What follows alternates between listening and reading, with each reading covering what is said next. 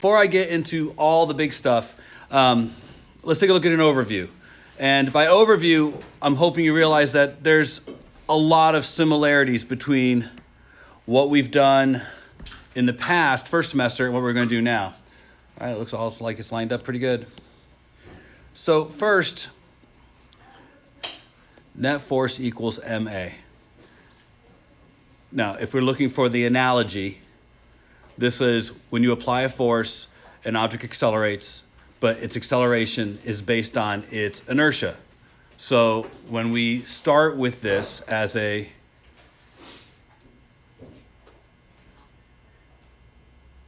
better? We now in focus? Excellent. If we start with this as a basing value for how we're going to start angular dynamics, I think most of you would recognize that the analogy probably would look something like that, right? If we start with F equals ma, when we look at torque, it's going to be torque equals the rotational inertia times the acceleration. Now, just a couple things that I really want to emphasize. I'm going to be a stickler about vocabulary over the next couple of days. And part of the reason for that is, as I listen to the AP1 students, they're throwing around language that's inappropriate for the manner in which it's being used. The most common one being that when we talk about applying a force, the most complicated thing we might have to do is maybe mg, to take an idea about a force or a mass and see how gravity acts upon it. But we know that for torque, it's more complicated, that there are three things that need to be kind of assessed. And when we look at them individually, we tend to have this habit of saying the letter and not what it means, which is no big deal if you're a successful and competent student. But if you're not having success and you're just throwing the words around, you lose sight of what they actually mean. And the big one here is that this is not R, it's not radius. But so many people will say that over the next couple of days. In computing a torque, R represents the torque arm length. It is the distance from the pivot point to the point where the force is applied. Confusing that with radius is going to be problematic. And it's going to create bigger problems the more deep we get into this material. Mostly because it doesn't have to be a radius. It doesn't have to be at the radius. It can be anywhere along the object and at any angle. We use R for better or worse term because R was a good placeholder. R represents a length, and it represents a length at any angle from a point of reference. It's not a radius, though. In fact, it's the holdover term for polar notation, in that x comma y can always be translated into r comma theta. That's really where it's being used, and that's really the impetus for that letter being used in this circumstance. So I want to encourage us to use our vocabulary more correctly. These three pieces are the torque arm length, the applied force, and the angle between those two vectors. Now, there's more analogy here. We know that if there's an unbalanced force, this causes a change in kinetic energy. In fact, we have said that a force can do work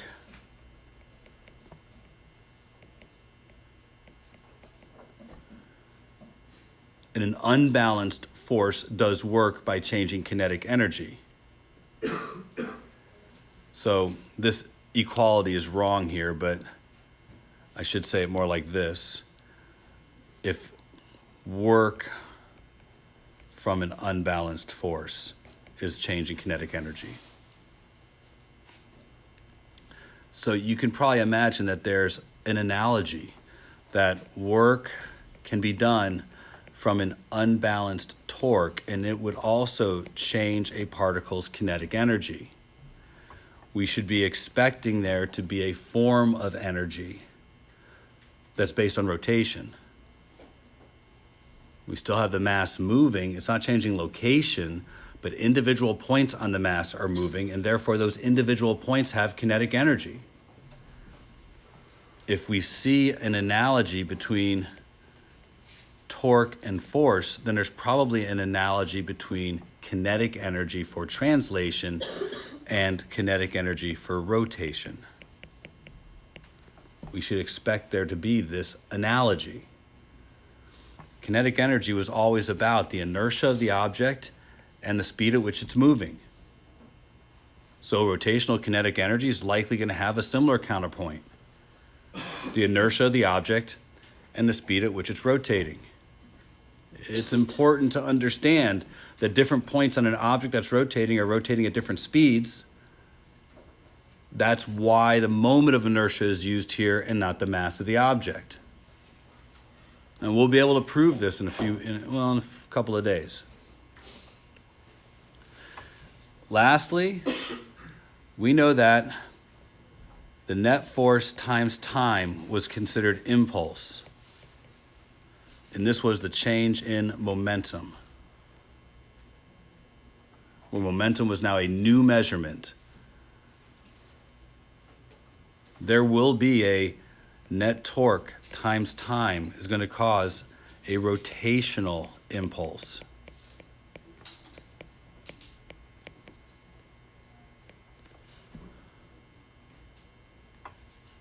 Which suggests a change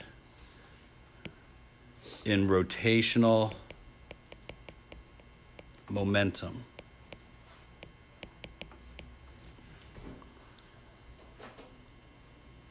Unfortunately, rotational momentum is not the same as linear momentum. Energy is energy, but momentum's not like that. So we will separately discuss momentum as a separate unit, and we'll do that apart from energy and torque. It's different enough that it requires its own treatment. So we're going to focus on the top part today and add in the middle part tomorrow. And together that gives us the basics for dynamics. So let's start with what I feel is not asking too much of you to remember how net force and net torque are probably related. The first example I want to use, and I want to be very clear, this is an example problem. I want to work this as an example question using what you should be able to bring to bear from our first semester. I want to do an Atwood machine, and I want to do an Atwood machine similar to what we've already done. So don't write this portion down. I just want to call your attention to something that we've already done, and then I'm going to make a significant change to it.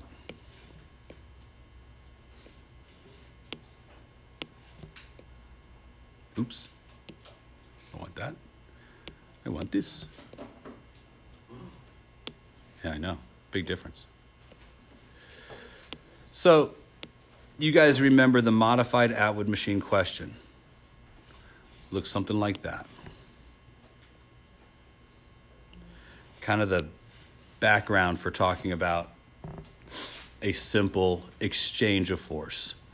In these problems, we often discussed how the relationship between these two masses was related to the acceleration of the system. Now, these problems were generally not all that difficult for us to analyze, but in the beginning, there was a reminder that in order to analyze them, we had to kind of bring to bear on this problem that there's a tension produced in the cable, and that tension is often the result of the inertia of the blocks on the table. That the block on the table is experiencing between 3 or 4 forces if friction's involved, and that it is the combination of those forces that cause the object to move. So there might be friction, there might not. We had normal and, of course, M1G. But at the same time, M2 was experiencing 2 forces, M2G and tension. We solved these problems by recognizing that they both had a shared acceleration.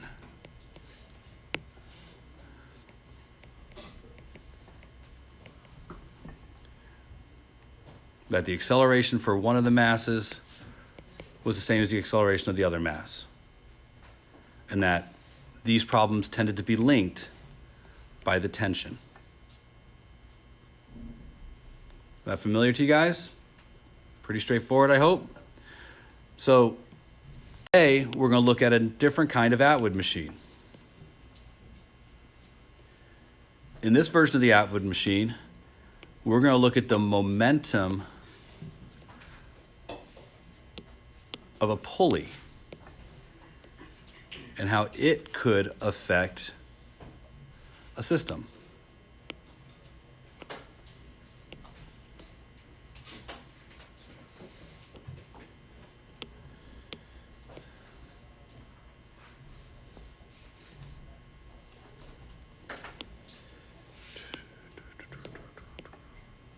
There we go. There. So, this is another modified Atwood machine. In this particular example, we have a block hanging off the end of a pulley, say mass M. The pulley could be mass capital M, but more importantly, the pulley has rotational inertia. In fact, we can say maybe the pulley is a disc with rotational inertia equal to 1/2 mr squared. Pulley has a radius, maybe capital R, a mass of capital M, and it is fixed at its center so that it is being hung and stays in place. Now, I hope that all of you recognize the similarities between this Atwood machine and the prior Atwood machine. When the mass is released, it won't simply fall at G. That when the mass is released, there's going to be an upwards tension created in the cable, and it is this tension that acts at the edge of the pulley. And that these two objects are going to have a linked bit of motion. The important detail that I want you to note here is that the inertia of the pulley must be overcome by the weight that is being hung, and that they will have a shared acceleration, but now that acceleration is related to the rotational acceleration of the pulley versus the linear acceleration of the mass. Can you say that one? Yeah, these two problems are linked together. These two objects are linked together, but they're linked together by the rotational acceleration of the pulley and the linear acceleration of the mass. And what I mean by that is that the rotation of the pulley causes, this link between the mass moving downwards and the pulley turning clockwise. They're going to be related. In fact, I think it's not too big a stretch to say that we know how they're going to be related. That there's a kinematics component here that relates the motion of the box to the rotation of the pulley. Now, aside from that, this is the exact same kind of problem as our Atwood machine problem. But in our Atwood machine problem, we are looking at the forces acting on the block on the table. In this problem, we're looking at the torque as it acts on the pulley. So, this is where I'm going to take a break, and I'm going to let you guys put together what I think you should be able to do, which is you should be able to make a net force diagram for the mass and put together a Newton's second law equation for the mass, and you should be able to show what the torque is that's acting on the pulley. So I will be asking for two things in a moment: your Newton's second law expression for the mass and your expression for torque acting on the pulley. I think 2 minutes should probably be enough time for that. Ask what I think was the obvious question, I'm not exactly sure where to start one of these, and I would understand that. And I said, let's start with net force. And that's where many of you are able to go with no difficulty. That's first semester stuff, so I'm not expecting too much there. But you did have to pick a direction to call positive. And that part's actually important, and I'm not sure all of you made a reasonable effort to think that through. Remember, consistency is important here. More than anything else, consistency. So I think we can all probably be okay with this being the positive direction. And if that's the positive direction for the mass, then this is the positive direction for the pulley. At this point, we are going to have to make the concession that the rotational direction also has to be linked to the linear direction of things. I don't think that's hard to do, though, because they are all clearly linked together. The pulley can't turn clockwise without the mass going downwards. So it makes reasonable sense to make both of those directions positive. That also means that mg minus tension equals ma. Now that's quite literally all you can do there, but look, that's bonehead easy. So I really was, not worried about that. Now the other side, maybe a little more. As being introduced today, net torque equals I alpha. We did static problems already where the net torque equals 0, but if it's not static, the Newton's second law suggests there will be an angular acceleration. And the amount of that angular acceleration will depend on the inertia of the pulley. Now that part is new. This is Newton's second law for torque. And although we proved it last week, we didn't use it last week. Now I want to be very clear. Proving it's no big deal. Although we went through the process of showing it, it's not necessary that you be able to prove that. What is necessary is an understanding that there can be lots of torques acting on a system.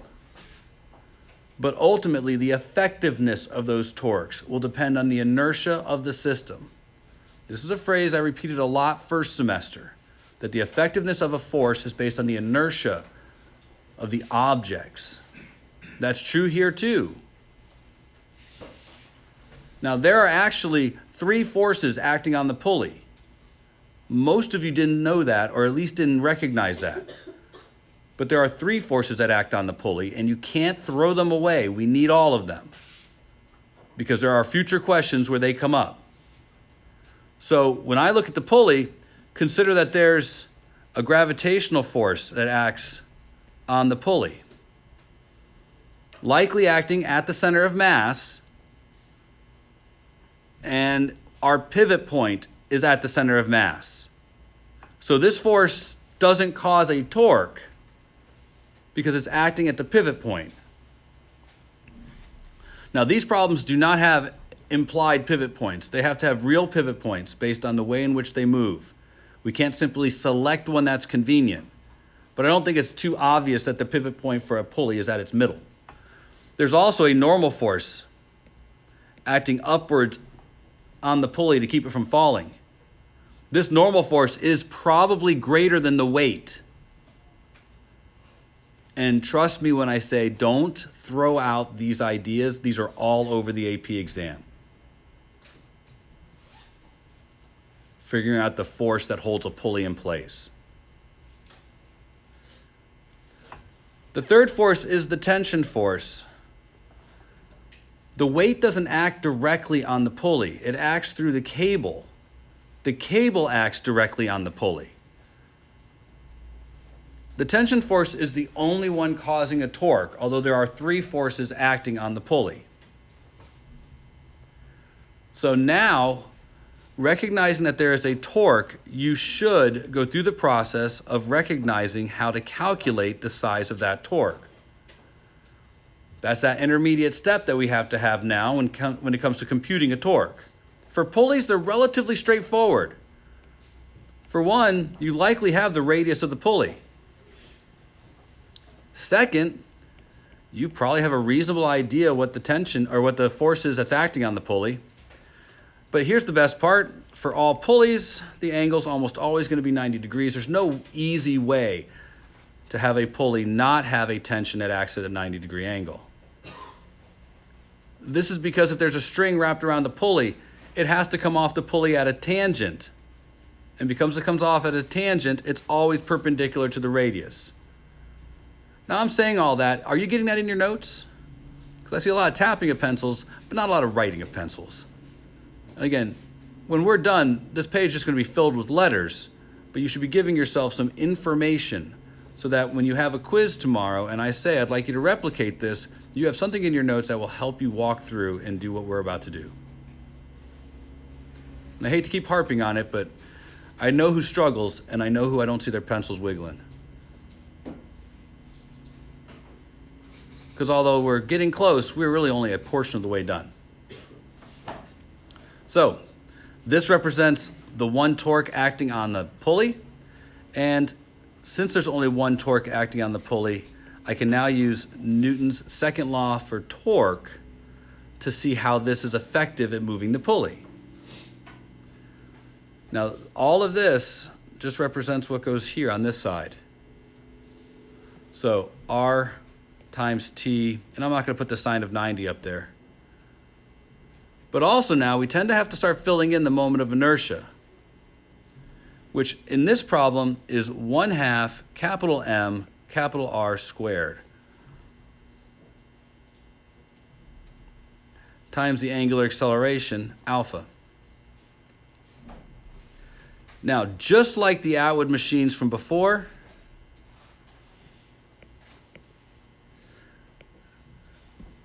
these problems generate two relationships or more, one for each object with mass. But there's more to contend with here. For example, although these problems share several variables, these two variables aren't the same. We're going to get two different accelerations from our force equations, which is why we need to be cognizant and we need to ask, is the linear acceleration related to the angular acceleration? Look, I'm going to make a big deal about this. You need to ask that question and carefully consider it. The very next thing I'm going to show you is one where they are not related. You have to be able to figure out if they are related and how they are related. I know it sounds minor. It's not. It is incredibly important that you take close consideration of how the angular acceleration and linear acceleration are related. This problem, they're related directly.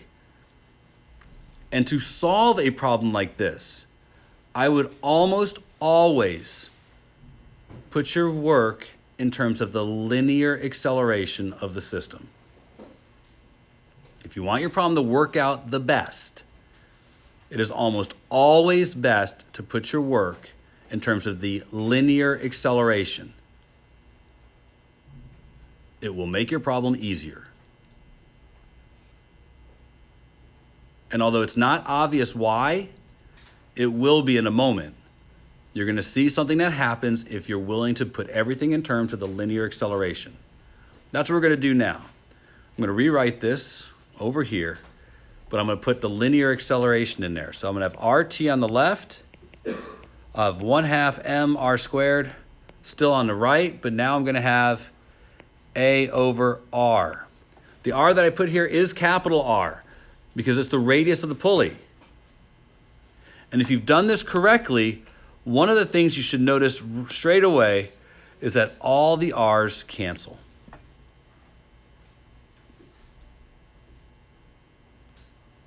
This doesn't always happen, but it often happens.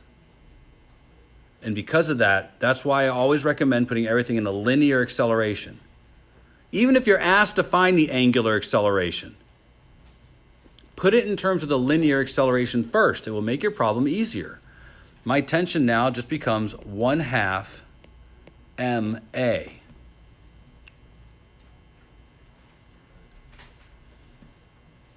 And clearly, that's going to be easier for substitution than leaving it in terms of the angular acceleration.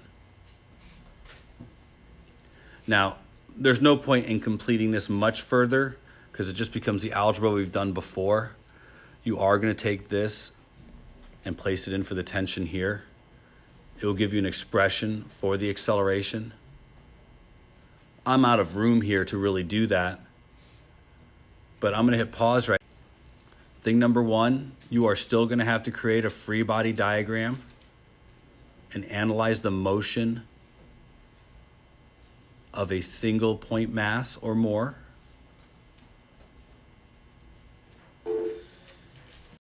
Now, as expected, we get an answer that is largely what we've seen in the past.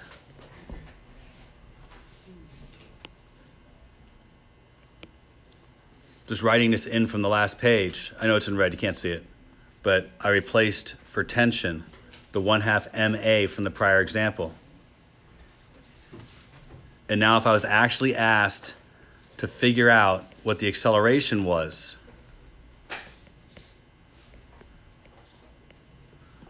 then I can move the 1/2 MA to the other side where the acceleration is, and I can solve for A. And what you get is something that I don't think is obvious until you start examining it. Remember, by definition, acceleration is the net force divided by the inertia. Right? Newton's second law, just written in terms of the acceleration. That's what we have here. The unbalanced force was the weight that was hung. We expect to see that as the unbalanced force. That's what caused the entire system to move. Our denominator now, though, contains the inertia of the system, which is not the entire mass of the pulley. It's only half the mass of the pulley. That fraction that shows up in front of the moments of inertia almost always show up here. Look for them. The 1/12 ml squareds, the 1/3 ml squareds, mr squared for a hoop, 1/2 mr squared for a disc, 2/5 for a ball, 2/3 for a hollow ball. You're going to start seeing those fractions show up in your work. You should be looking for them, especially in the answer.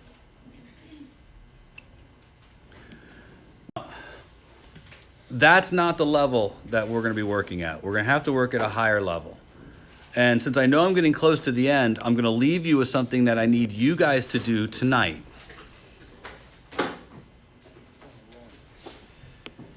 And I want to check for this tomorrow.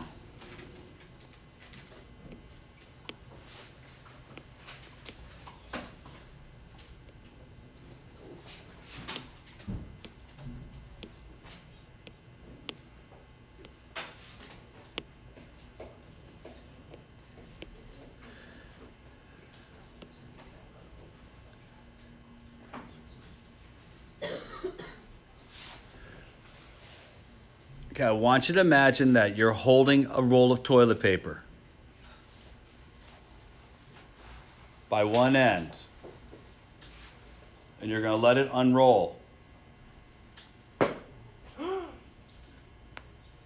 That acceleration is 2/3 g. It's our next lab, actually. Your job is to prove it tonight. I want you to come back with that problem done.